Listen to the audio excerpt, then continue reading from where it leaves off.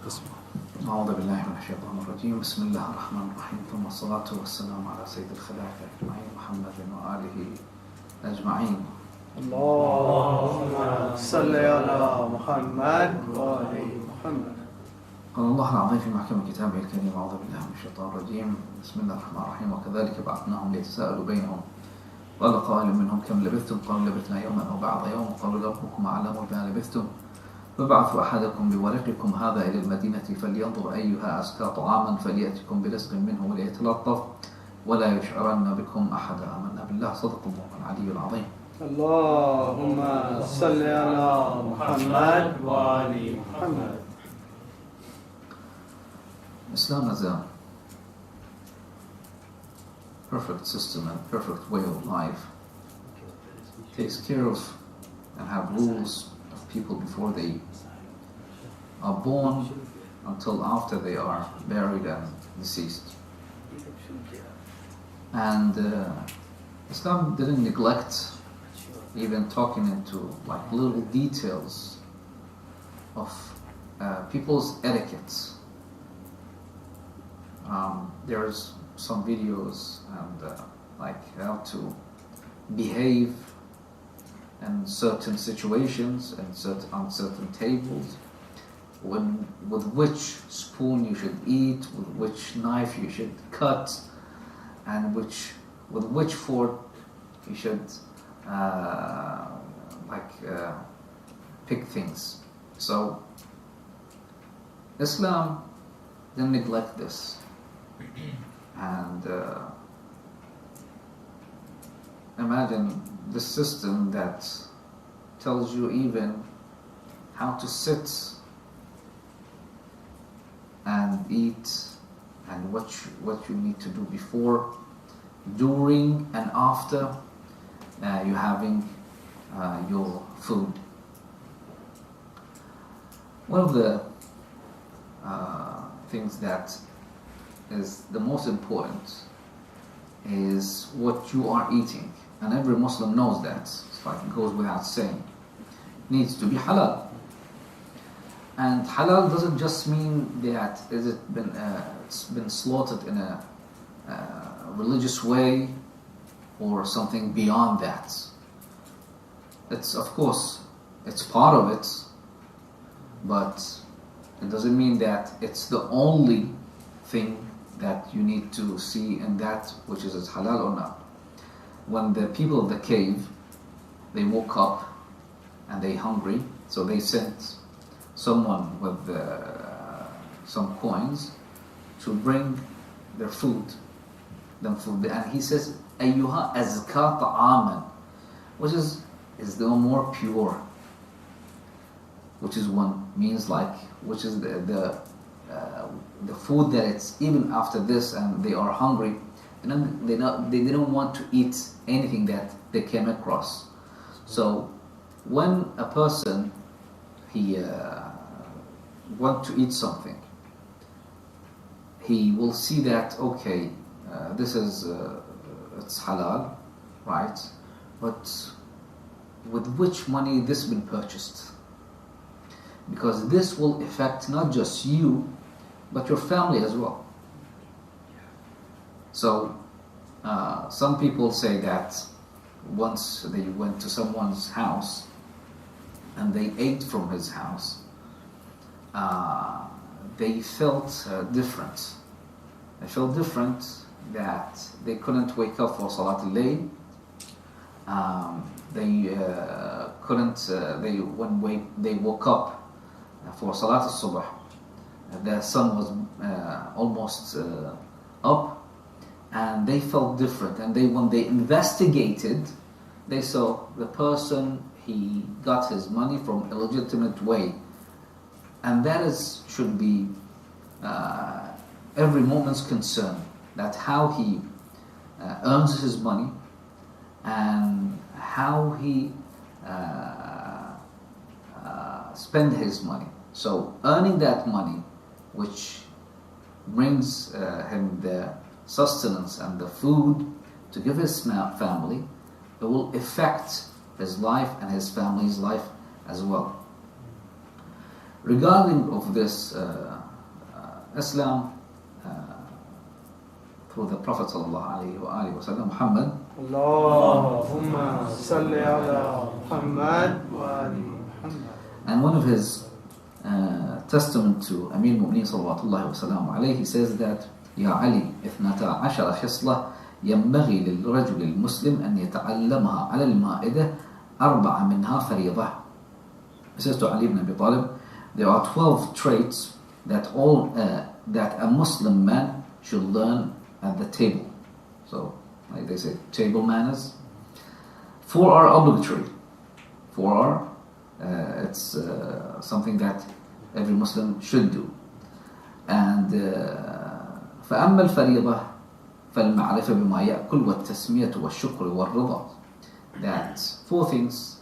First, to know what he's eating, and to say Bismillah ar-Rahman ar-Rahim, right? And thanking Allah subhanahu wa ta'ala, and ar-Rida. This is, I think it was the last one because it's one of the hardest one. People not always are satisfied with what they eat, right? I don't like this, it's too salty, it's too sweet, they find a reason. Of course, that doesn't mean that gives a pass for someone to bring anything, because it's mustahab, it's recommended. التوسعة على العيال, as the hadith goes, that to give your family like good food. But and as well, there's a beautiful hadith that I have this hadith somewhere here. Yes, المؤمن يأكل بشهوة أهله والمنافق يأكل أهله بشهوته. That a mu'min, a believer, eats with a desire of his family. So he sees what his family desires, not his family. And the hypocrites, the family eats with his desires. So the head of the family always, wherever he goes and whatever he says, they should follow. So actually no. Beautiful. One of the etiquettes of mu'min is this. And rida, accepting, like alhamdulillah rabbil alameen, that this was in front of me, that Rasulullah sallallahu alayhi wa sallam, and I'm paraphrasing with this hadith, never complained about food. Any food that's been brought to him, he never complained about it. I can't say this about myself, right? And but see how Rasulullah sallallahu alayhi wa sallam, rida means accepting in every situation. This is food, this is ni'mah of Allah subhanahu wa ta'ala, and I accept this. So this is the 4 that it's obligatory for every Muslim. And وأما السنة فالجلوس على الرجل اليسرى والأكل ب3 أصابع وأن يأكل مما يليه ومط الأصابع. That's one of the sunnah, one of the traditions is to do and follow, as well as recommended, is how to sit, to put your left hand on your right one and eat with 3 fingers. So, imagine this, like how beautiful. Even back in the day, they didn't have and they didn't use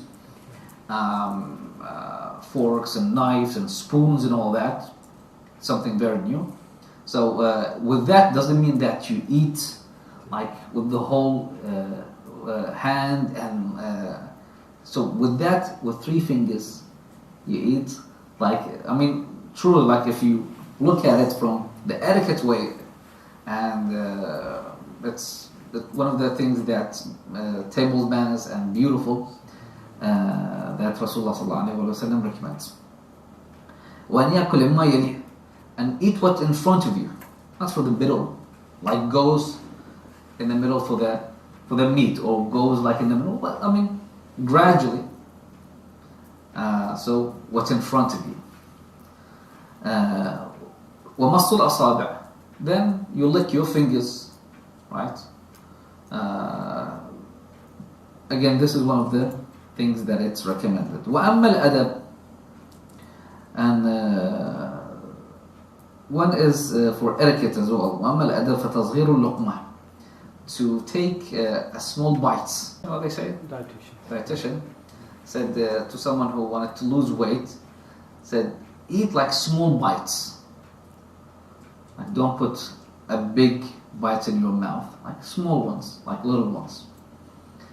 فتصغير اللقمة والمغص الشديد, like chew a lot. Again, that is good for your digestive system. وقلة النظر في وجوه الناس, don't look at people while they eat, because people while they eat, like they look different, like maybe they grease like falling from their hand, or like they're gonna look different. So don't like look at people's faces, eat while you're looking at your own food. وغسل اليدين, and washing your hands. I mean, imagine 1400 years ago in a desert, Rasulullah sallallahu alayhi wa sallam says one of the etiquettes is to wash your hands. This saying this, of course, this is not the only things.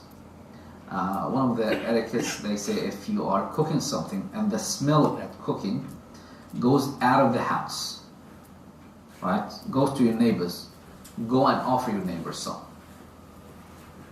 right? And that goes, of course, beyond taking photos and put it on social media and Instagram of the food that you eat. For many people to see, a lot of them probably can't afford it and cannot even imagining having this food.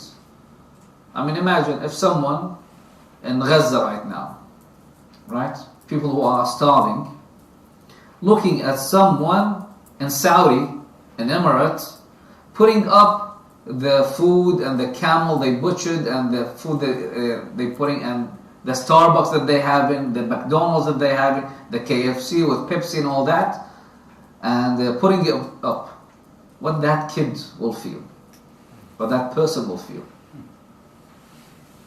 I mean, you have to take people's feeling into consideration. And this is as well. One of the other things is to not eat while you're walking. This is, I heard the other day, apparently in some countries like Japan, it's very unpolite to walk and eat. We have hadith in that regard. Like you're walking like on the street and eating. I don't know even like how they do it, but some people say that there's nothing wrong with this. And one thing that is recommended, if you're eating while someone is looking, you have to offer him. Even if the one that's looking, it's an animal. If it's an animal, there's a hadith that Imam Hassan salawatullahi wa salamu alayhi, Allahumma salli ala Muhammad wa ali Muhammad. He was eating while there was a dog there, and he was eating one bite and giving the dog the other. And so a person came and said, Ibn Rasulullah, should I stone this dog? He says, I am ashamed to see that someone with a life, that looking at me while I'm eating him and not feeding him. This brings me to my last hadith of Sayyidi Shabab Ahl Jannah, Abi Abdullah al-Hasan salawatullahi wa salam alayhi. This hadith has been narrated, and I've seen this hadith in many places through people, but by Hasan al-Basri, which we don't think highly of him. But see, even him admits the generosity and the fadl of Aimma salawatullahi wa salam alayhi ajma'in. One day, the hadith goes that Imam Abi Abdullah al-Husayn with his companion, he entered upon a garden that he had, bustan. A garden means, I don't think gardens gives it maybe an orchid, place that people plant their citruses and their like trees, food trees. So he entered upon his own, it was his own, and saw a servant that he had called Safi. He was eating bread and giving half of the bread to a dog, a guard dog that was there. So Imam Salamullah alayh observed him and saw him, and this person says, Alhamdulillah Rabbil Alameen, Allahumma aghfir li wa li sayyidi wa barik lahu kama barakta ala abawayhi ya arhamar rahimin. Says, oh may Allah, oh Allah subhanahu wa ta'ala, he is asking Allah subhanahu wa ta'ala to forgive him and his master Abi Abdullah al-Husayn salawatullahi wa sallam alayhi, and bless him like he blessed his fathers. And Imam Hussein, he called him. He said to him, Ya Safi. The boy, he got up. He got up. He didn't expect the Imam to be there. So he got scared and got up. And he said to Imam, I didn't see you. Excuse my manners, I didn't see you there.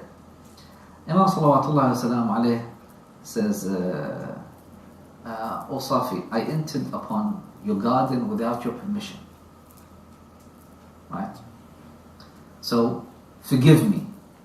Imam Hussein sallallahu alaihi wasallam says to that boy, forgive me. And he says to him, I saw you like eating half of the bread and giving the other half to the dog. Why did you do that? And he said that I saw the dog like looking at me, and I was ashamed to eat alone with the dog looking at me, so I would throw half of what I have.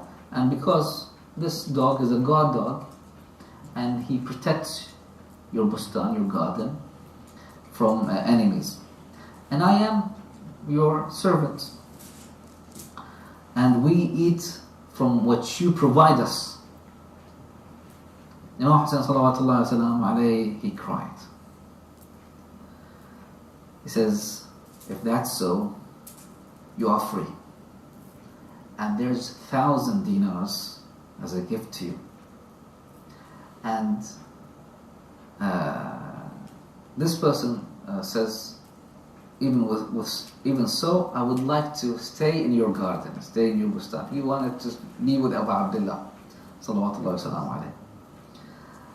Imam Hussein sallallahu alayhi says, إذا تكلم إن الكريم إذا تكلم بكلام ينبغي أن يصدقه. That if a generous man, he says something, he needs to prove it. So I said before that I entered upon your garden, and this garden is yours. So forgive me, because my people, my companions, they ate from your garden. So there, if you can, make them guest upon you. And he says, فَاجْعَلْهُمْ أَضْيَافَكَ وَأَكْرِمْهُمْ لِأَجْلِي. For me, أكرمك الله يوم القيامة وبارك لك في حسن خلقك ورأيك. فقال الغلام إن وهبت لي بستانك فإني قد سبلته لأصحابك. You have given me my your garden, and I will put this in service of your companions.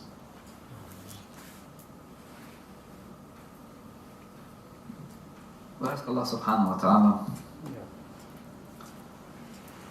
to be worthy of receiving the intercession of Abu Abdullah salawatullahi wa sallam alayhi, and to be at least like that servant of Sayyid al-Shuhada salawatullahi wa sallam alayhi, so we can be with him in dunya and akhirah. إنه ولي التوفيق. صلى الله على سيدنا محمد وعلى طيبين الطاهرين. اللهم صل على محمد.